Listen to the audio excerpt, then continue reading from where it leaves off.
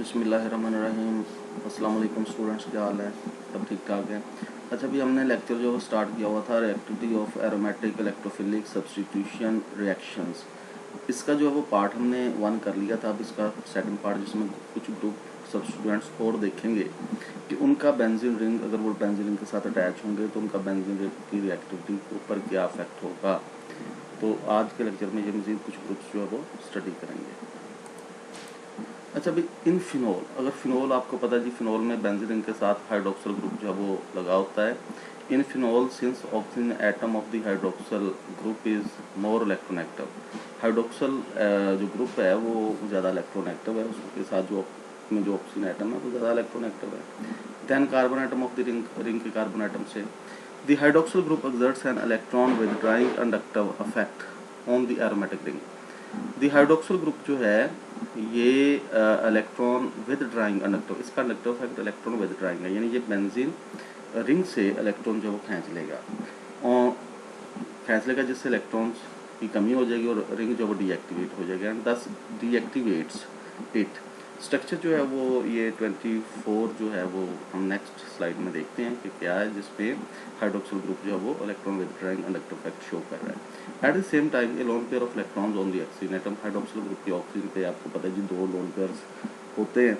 वो कहता है कि बिल्कुल इसी वक्त एट द सेम टाइम, उसी टाइम ऑक्सीजन के ऊपर जो 2 लोन पेयर्स होंगे, group is delocalize over to the ring, वो रिंग के ऊपर जो वो डीलोकलाइज हो जाएंगे, वो यानी वो रिंग की तरफ जो है वो चले जाएंगे और डीलोकलाइजेशन शो करेंगे ऑक्सीजन के lone pairs, resulting in an increase of electron density of the ring, जिससे रिंग की इलेक्ट्रॉन डेंसिटी में इजाफा हो जाएगा और वो स्ट्रक्चर जो है वो 25 में शो किया गया। हम वहाँ पे देखते हैं, नेक्स्ट स्लाइड में देखेंगे। नेक्स्ट स्लाइड पे चलते हैं। अच्छा, ये that is the next slide जिसमें ये स्ट्रक्चर नंबर 24 है, ये 25 है। 24 स्ट्रक्चर जो ये बता रहा है कि हाइड्रोक्सिल ग्रुप का ये electron withdrawing conductive effect जो रिंग में इलेक्ट्रॉन्स की कमी करता है और रिंग को डीएक्टिवेट करता है, रिएक्टिविटी कम करेगा। लेकिन ये हाइड्रोक्सिल के ऊपर जो ऑक्सीजन पे जो लोन पेयर यहाँ पे होगा, वो लोन पेयर जो है रिंग की तरफ ऐसे ट्रैवल कर गया, ये इसका रेजोनेंस इफेक्ट है। और रेजोनेंस इफेक्ट जो है ये शो कर रहा है कि ग्रुप जो है ये बेंजीन रिंग पे इलेक्ट्रॉन की डेंसिटी जो है वो इंक्रीज करेगा और इसको एक्टिवेट करेगा रिंग को। Thus the hydroxyl group deactivates the ring through conductive effect but activates it through the resonance effect. Hydroxyl group जो है ये रिंग को एक्टिवेट डीएक्टिवेट करेगा अपने कंडक्टिव इफेक्ट की वजह से, लेकिन रेजोनेंस इफेक्ट की वजह से इसको जो है वो एक्टिवेट करेगा रिंग को। Since the resonance effect of the hydroxyl group is stronger than its conductive effect, वो कहते जी कि हाइड्रोक्सिल ग्रुप का जो रेजोनेंस इफेक्ट है वो कंडक्टिव इफेक्ट से ज़्यादा स्ट्रॉन्ग है। तो इस तरह जो नेट रिजल्ट होगा, ये अगर रेजोनेंस इफेक्ट जो है वो कंडक्टिव इफेक्ट से स्ट्रॉन्ग होगा तो नेट रिजल्ट है कि रिंग में इलेक्ट्रॉन की डेंसिटी ज़्यादा ही होगी। जब रिंग में इलेक्ट्रॉन की डेंसिटी ज़्यादा होगी तो ये इसकी रिएक्टिविटी जो है वो फिर ज़्यादा होगी, रिंग एक्टिवेट होगा towards electrophilic substitution. Since the resonance effect of the hydroxyl group is stronger than its conductive effect, the net result is that the hydroxyl group activates the ring and makes it to react faster than benzene. तो फिर वो benzene की निस्बत, just benzene की निस्बत अगर hydroxyl group लगाओ, phenol जो है उसकी रिएक्टिविटी जो है वो ज़्यादा हो जाती है, क्योंकि हाइड्रोक्सिल ग्रुप में जो रेजोनेंस का अफेक्ट जो है वो कंडक्टिव इफेक्ट से स्ट्रॉन्ग होगा और रेजोनेंस अफेक्ट की वजह से बेंजीन में इलेक्ट्रॉन की डेंसिटी ज़्यादा हो जाती है। फिर वो कहते हैं जी अगर हम नाइट्रेशन फिनोल और बेंजीन को कंपेयर करें तो nitration of phenol occurs 10⁻³ times faster than that of benzene. तो फिनोल की नाइट्रेशन जो है वो बेंजीन की नाइट्रेशन से 10⁻³ टाइम्स ज़्यादा होती है। तो रीज़न वही है कि हाइड्रोक्सिल ग्रुप का रेजोनेंस इफेक्ट स्ट्रॉन्ग होने की वजह से उसकी एक्टिवेशन जो है एक्टिवेटिंग जो है वो एक्टिवेशन ज़्यादा हो जाती है।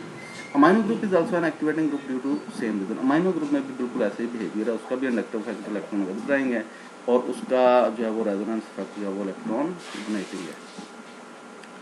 लेकिन जो नाइट्रो ग्रुप जो है, नाइट्रो ग्रुप में ये देखेंगे ये इंडक्टिव इफेक्ट इलेक्ट्रॉन विदड्राइंग है, यानी ये बेंजीन रिंग से इलेक्ट्रॉन खींच लेगा और इसका रेजोनेंस इफेक्ट भी जो है वो इलेक्ट्रॉन विदड्राइंग भी है। अगर किसी सब्स्टिट्यूएंट के अगर कोई एटम के साथ ऑक्सीजन या नाइट्रोजन जुड़ा हो तो उसका मल्टीपल बॉन्ड की मदद से तो उसका नेट जो है रिजल्ट जो होगा वो इलेक्ट्रॉन विथड्राइंग रेजोनेंस इफेक्ट शो करेगा। तो इस तरह ये दोनों इफेक्ट्स हैं वो मिल के बेंजीन रिंग के ऊपर इलेक्ट्रॉन की डेंसिटी कम करते हैं और बेंजीन रिंग को डीएक्टिवेट करते हैं, और उसकी रिएक्टिविटी जो है अगर नाइट्रो ग्रुप बेंजीन रिंग के साथ जुड़ा हो तो इसकी रिएक्टिविटी यानी नाइट्रो बेंजीन की रिएक्टिविटी बेंजीन से फिर कम होगी।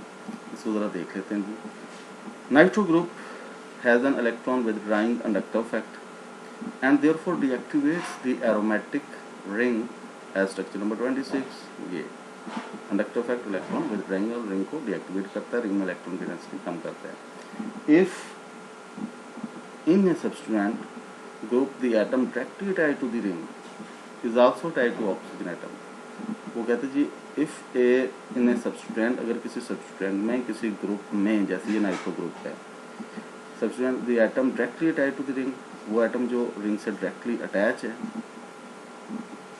Is also attach to oxygen और nitrogen by a multiple bond, वो ऑक्सीजन या नाइट्रोजन से वो कहता है जी फिर वो एटम मजीद आगे मल्टीपल डबल या ट्रिपल बॉन्ड की मदद से जुड़ा हुआ हो। The resonance effect of the group operates in the direction away from the ring, तो रेजोनेंस इफेक्ट जो है अवे फ्रॉम द रिंग यानी इलेक्ट्रॉन जो है वो अवे फ्रॉम द रिंग जो है वो रिंग से अवे होंगे और ग्रुप की तरफ जाएंगे, यानी ये ग्रुप जो फिर इलेक्ट्रॉन विथड्राइंग जो है वो रेजोनेंस इफेक्ट शो करेगा।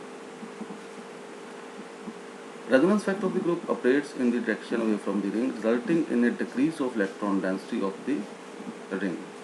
स्ट्रक्चर नंबर ये 27 जिसमें वो कहते हैं जी resonance effect away from the ring है, जिससे रिंग के इलेक्ट्रॉन की डेंसिटी में कमी आ जाती है। Thus the nitro group deactivates the ring both inductive and resonance effect, वो कहते हैं जी इस तरह नाइट्रो ग्रुप रिंग को इंडक्टिव इफेक्ट और जो है वो रेजोनेंस इफेक्ट की वजह से डीएक्टिवेट करता है, जिससे इसकी रिएक्टिविटी कम हो जाती है। It is therefore a strong deactivating group and makes the aromatic ring to react much slower than benzene। तो इस तरह ये जो है वो रिंग को डीएक्टिवेट करता है और उसकी बेंजीन रिंग से उस रिंग की फिर रिएक्टिविटी स्लो कर देता है, जिसके साथ ये नाइट्रो ग्रुप जुड़ा हो। It is therefore a strongly reacting and makes the aromatic ring to react much slower than benzene।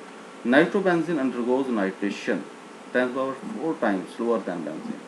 Nitrobenzene जो है इसकी नाइट्रेशन अगर नाइट्रिक एसिड के साथ अगर इसका रिएक्शन करवाया जाए तो नाइट्रेशन जो है नाइट्रोबेंजीन की वो बेंजीन की निस्बत वो रिएक्शन 10⁴ टाइम्स स्लो होगा।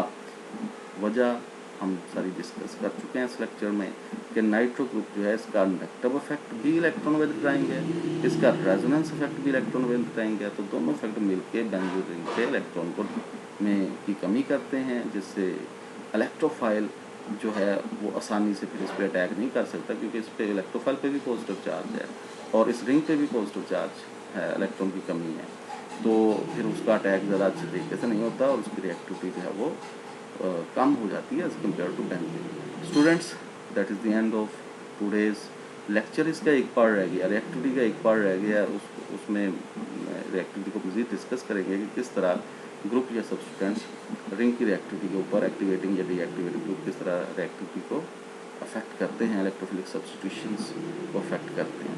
Dear students, that is the end of today's lecture. अल्लाह हाफिज़।